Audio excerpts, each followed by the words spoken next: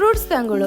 ഈ പേര് കേൾക്കാൻ തന്നെ നല്ല രസമല്ലേ? അതുപോലെ തന്നെ ഒരു രസകരമായ സ്റ്റോറി ഈ ഡെസേർട്ടിന് പിന്നിലുണ്ട്. ഈ ഡെസേർട്ട് അങ്ങ് ചൈനയിൽ നിന്ന്. പണ്ട് ചൈന ഭരിച്ചിരുന്ന ഒരു ചക്രവർത്തിയുടെ ഗേൾ ഫ്രണ്ടിന് ഒരു അസുഖം വന്ന് അവർ ഡോക്ടറെ കൺസൾട്ട് ചെയ്തു.